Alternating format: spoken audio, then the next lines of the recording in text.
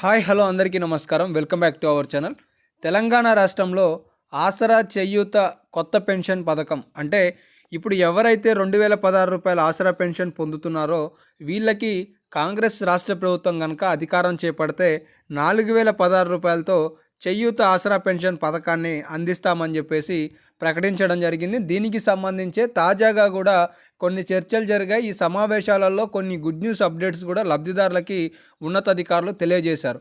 అయితే ఇందులో ఈ రూ. 4016 ఆసరా పెన్షన్ని రాష్ట్ర ప్రభుత్వం ఎప్పుడు ప్రకటించబోతుంది, అలాగే కొత్తగా దరఖాస్తు చేసుకున్న ఆసరా పెన్షన్లను రాష్ట్ర ప్రభుత్వం ఎప్పుడు మంజూరు చేయబోతుంది, అలాగే మొత్తానికి ఈ ఆసరా పెన్షన్లకి సంబంధించి విధి విధానాలు ఏం నిర్ణయించబోతుంది రాష్ట్ర ప్రభుత్వం అనే పూర్తిస్థాయి సమాచారాన్ని ఇప్పుడు మనం చాలా స్పష్టంగా తెలుసుకుందాం. మీరందరూ వీడియోని తప్పకుండా చివరి వరకు చూడండి. అలాగే ఇక్కడ నా ప్రశ్న మీ అందరికీ ఏంటి అంటే, ఈ సెప్టెంబర్లో మీకు అందాల్సిన ఆసరా పెన్షన్ అందిందా అందలేదా? అందితే ఎస్ అని చెప్పి, అందకపోతే నో అని చెప్పి కామెంట్ చేయండి. అందని వారు ఎవరైనా ఉంటే మీ జిల్లా పేరుని కూడా పక్కన మెన్షన్ చేసే ప్రయత్నం చేయండి. ఇక లేట్ చేయకుండా అప్డేట్లో కనుక వచ్చేసినట్లయితే, తెలంగాణ రాష్ట్రంలో ఆసరా చేయూత కొత్త పెన్షన్కి అర్హులు ఎవరు అనేది విషయానికి వచ్చేసినట్లయితే ఖచ్చితంగా వారు తెలంగాణ వాసి అయి ఉండాలి. అలాగే దరఖాస్తుదారుడి యొక్క ఆర్థికంగా వెనుకబడిన వారై ఉండాలి అనేది కూడా రెండో అంశాన్ని చూసుకోవచ్చు. ఈ రూ. 4016 ఆసరా పెన్షన్ని రాష్ట్ర ప్రభుత్వం ఎవరెవరికి అందించబోతుంది అనే అంశానికి సంబంధించి మాట్లాడుకున్నట్లయితే, ఇక్కడ వృద్ధులకు, వికలాంగులకు, వితంతువులకు, ఒంటరి మహిళలకు, అలాగే గౌడన్నలకు, గీత కార్మికులకు, బీడీ కార్మికులకు, అలాగే డయాలసిస్ చేసుకునే వారు ఉంటారు కదా వాళ్ళకి సంబంధించి, అలాగే తదితర హెచ్ఐవి ఎయిడ్స్కి సంబంధించి కళాకారులకి కూడా ఈ ఆసరా చేయూత పథకంలో రాష్ట్ర ప్రభుత్వం అవకాశం కల్పించబోతుంది అనే సమాచారాన్ని మీరు తెలుసుకోవచ్చు. అలాగే దీనికి కావాల్సిన కొన్ని అవసరమైన పత్రాలు అంటే ఇవి ఎవరికి కావాలి అనే అంశాన్ని కనుక వచ్చేటట్లయితే, ఇప్పుడు రూ. 2016 ఆసరా పెన్షన్ పొందుతున్న వాళ్ళకి ఇవేవి అవసరం లేదు. ఇవి కేవలం కొత్తగా దరఖాస్తు చేసుకునే వాళ్ళకి ఈ సమాచారం ఉపయోగపడుతుంది. అవి ఏంటివి అనేది ఒక్కసారి చూసుకునే ప్రయత్నం చేద్దాం. మనకి ఖచ్చితంగా ఆధార్ కార్డు అనేది కావాలి. ఇక్కడ మీరు గుర్తుంచుకోవాల్సింది ఏంటంటే, ఆధార్ కార్డు బ్యాంక్ అకౌంట్లో ఏదైతే మీ పేరు, ఇంటి పేరు ఉంటుందో సమానంగా ఉండే ప్రయత్నం చేసుకోండి. అలాగే వయసుకి సంబంధించిన జన ధృవీకరణ పత్రం, కుల ధృవీకరణ పత్రం, ఆదాయ ధృవీకరణ పత్రం, ఇక్కడ వికలాంగులకి సంబంధించి అయితే మాత్రం అంగవైకల్యానికి సంబంధించిన ఫిజికల్లీ హ్యాండిక్యాప్డ్ సర్టిఫికేట్ కావాల్సిన అవసరం ఉంది అనేది మీరు చూసుకోవచ్చు.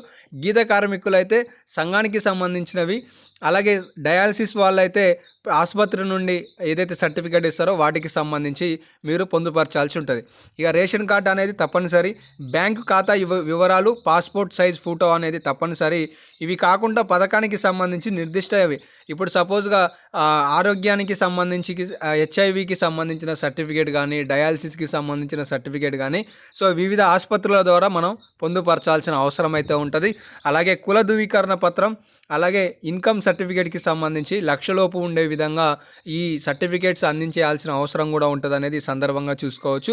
కాబట్టి మొత్తానికి ఇవి అయితే కావాలి. అయితే వీళ్ళకి సంబంధించిన పెన్షన్లను రాష్ట్ర ప్రభుత్వం ఎప్పుడు అందించబోతుందనే విషయానికి వచ్చేసినట్లయితే, ఇప్పటికే తెలంగాణ రాష్ట్రంలో విడతల వారీగా కాలక్రమేణా పథకాలను ప్రారంభించుకుంటూ రాష్ట్ర ప్రభుత్వం వస్తుంది. ఇప్పటికే ఫ్రీ బస్ కావచ్చు, రూ. 500 గ్యాస్ సిలిండర్ కావచ్చు, 2 లక్షల రుణమాఫీ కావచ్చు, అలాగే రూ. 7,500 రైతు భరోసాను కూడా రాష్ట్ర ప్రభుత్వం త్వరలో ప్రారంభిస్తామని చెప్పేసి చెప్తుంది.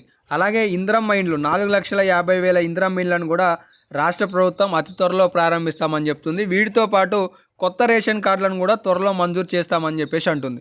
దీనికి అనుగుణంగానే తెలంగాణ రాష్ట్రంలో రూ. 4,016కి సంబంధించిన కొత్త పెన్షన్లను కూడా జారీ చేయబోతున్నామని చెప్పేసి చెప్తుంది. కాబట్టి ఇక్కడ మనం ఆలోచన చేయాల్సిన విషయం ఏంటి అంటే, తెలంగాణ రాష్ట్రంలో తక్షణమే ప్రారంభించాల్సిన 2 పథకాలు ఉన్నాయి. అవి దసరా కానుకగా ప్రజలకి గుడ్ న్యూస్ని చెప్పబోతున్నట్లుగా కొన్ని లేటెస్ట్ అప్డేట్స్ వస్తున్నాయి. అవే మొదట రూ. 7,500 రైతు భరోసా, తర్వాత 4,50,000 ఇందిరమ్మ ఇండ్లు, తర్వాతనే డిసెంబర్ నెలలో ఆసరా చేయూత పథకాన్ని ప్రారంభించబోయే అవకాశాలు ఉన్నట్లుగా అప్డేట్స్ అయితే వస్తున్నాయి.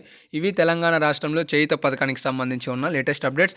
ఇంకా ఏమైనా లేటెస్ట్ అప్డేట్స్ వస్తే మీకు తదుపరి వీడియోలలో తెలియజేస్తుంటాను. కాబట్టి మిస్ కావద్దు అనుకుంటే మన ఛానల్ని సబ్స్క్రైబ్ చేసుకొని ఫాలో అవుతుండండి. ధన్యవాదాలు.